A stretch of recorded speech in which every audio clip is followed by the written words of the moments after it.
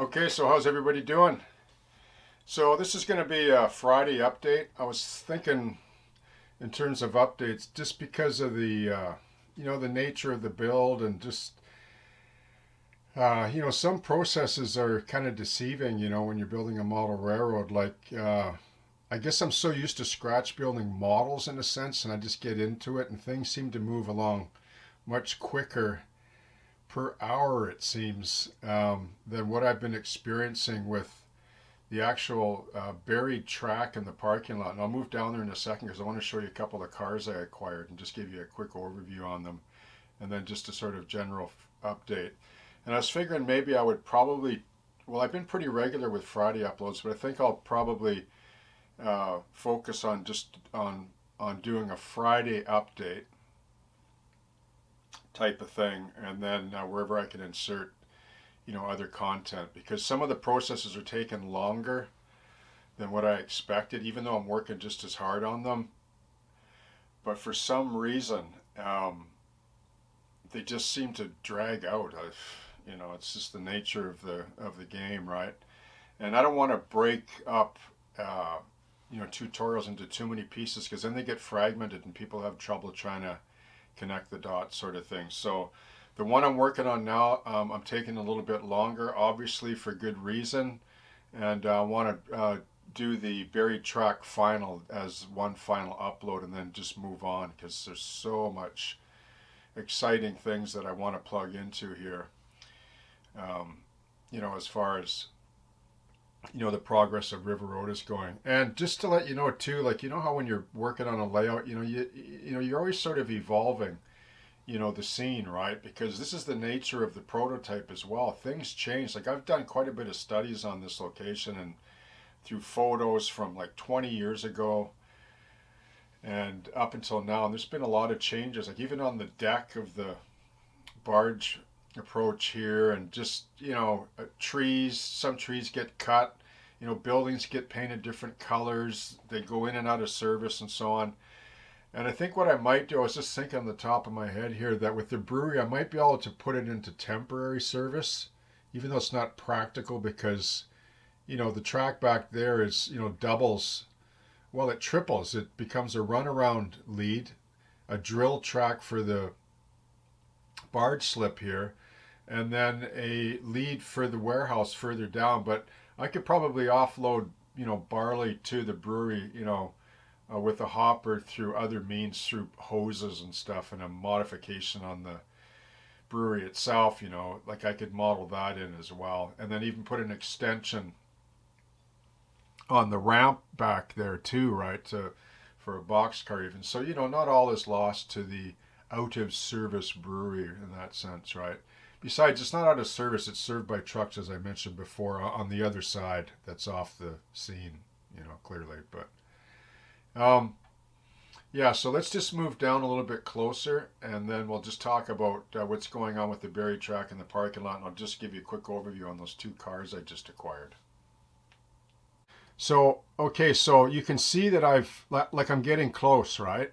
And like that back pad back there where you see that crane model there, like that section there, I need to add just to the left of that, the entryway. And then there isn't really much going on down there. That's just one big pad, right? Or slab of asphalt. I did put an extra layer, like I put a clear flat, and I put another lighter, darker color, because I found it to be a bit too light, even though right now today it looks lighter, but the pavement is so old. It's just so bleached out there by the sun. And I'm modeling 2010-ish kind of period, so give or take 5 years on either side of that. So I wanted to darken it just a little bit more to suggest asphalt, because it's not actually concrete, even though this method works for any pavement surface. But it's been a bigger job than I expected, because of all the multiple tasks and masking and painting and skimming and modeling. Was just way more work than I expected. And actually, it's probably one of the most challenging aspects of the whole River Road build so far. I know that sounds, like a little bit bizarre when you think, what about the barge slip, and what about, the warehouses and so on. Like, weren't they challenging too? Yeah, they were, but I've done so much of this type of thing over the years that it just becomes like just a process to me that I don't think about much, and I just and there's always something different and unique, and the challenges are always changing, so you get lost in the moment. Whereas there is a little bit of redundancy factor here with doing pavement like this, but I think the rewards are well worth it. Like, because this is right in the foreground here. Like, I stand here a lot, and there'll be a lot of action here, and to see cars on a clean surface transitioning from the barge slip to the pavement surface and then to ballasted terrain and etc. in such a short length of 4 feet is really cool, right?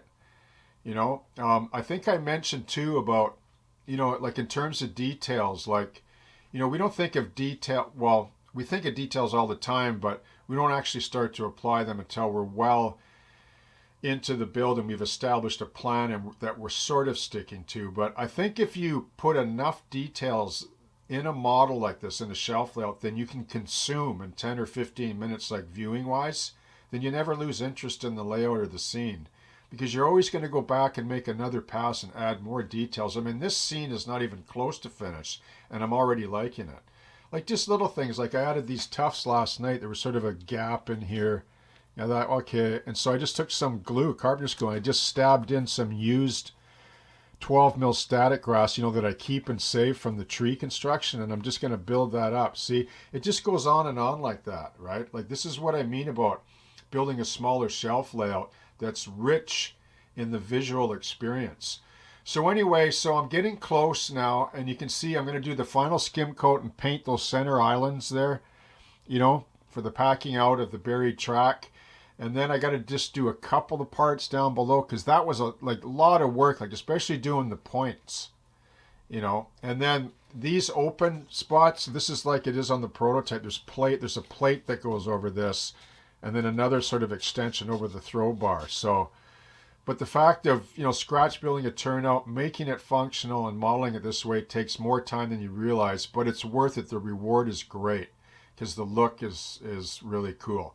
Okay, so just in closing then, just a quick overview on a couple of things I acquired. You can see the crane down there by Scene Master.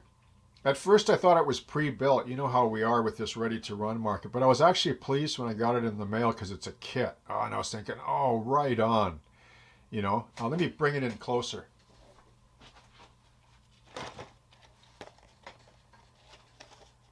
Okay, so I think I'll do a nice little feature build-up on this down the road. And the reason why I picked it up was because there are no tracks running into Axton steel. Okay, there's no track running into the building. So, and I've noticed in photos through research that they offload right here, like on flat cars and low beds, and if they ever need to pick like coils, well, they can just use a crane, right? Because they are heavy.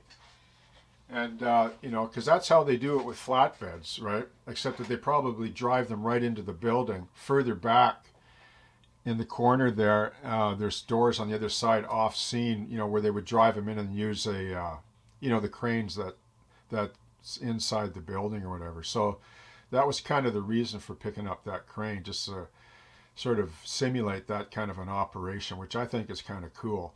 And then, so now that I mentioned about the cars, just in closing here, I picked up these two cars. This one is Walther's Proto, and this is an Intermountain coil car. And I'll just say quickly about them. Let me just zoom in for a second, okay? Okay, so I picked up a couple of cars. This one's an Intermountain, this coil car, and then this Hopper 4-bay is by Walther's Proto.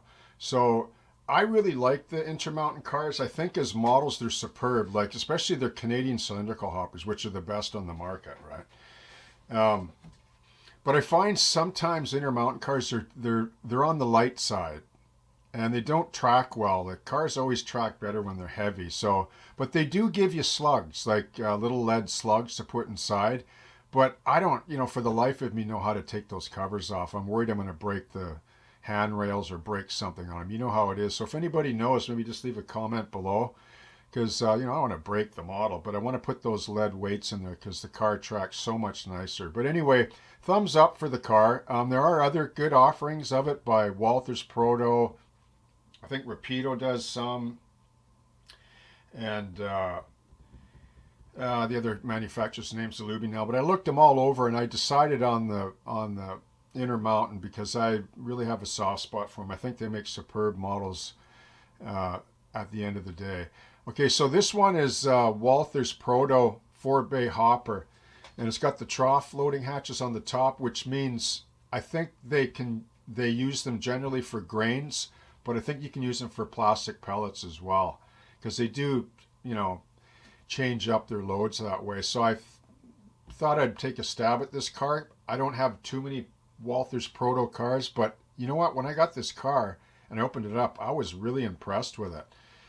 Maybe it's because it doesn't photograph well. I'm not really sure, but when you look at it live, it's a beautiful car. It really is. Like, the wheel sets are gorgeous. The trucks are nice. The you know, the detail on the rear of the cars, like the ladders, are, you know, they're not the best like Tangent, but they're really, really good. And the photo etch and the landings on the top all match. And I can't say that for Atlas for their big 4-bay hoppers. Like the, you know, the gap on the rear photo etch landing to the center stand, you know, at the very end right here, is so far out. It's like you can't fix it, like, unless you mangle the car, which is too bad, because I really think Atlas makes wonderful cars, especially their tank cars, which I think are underrated, like this one right here.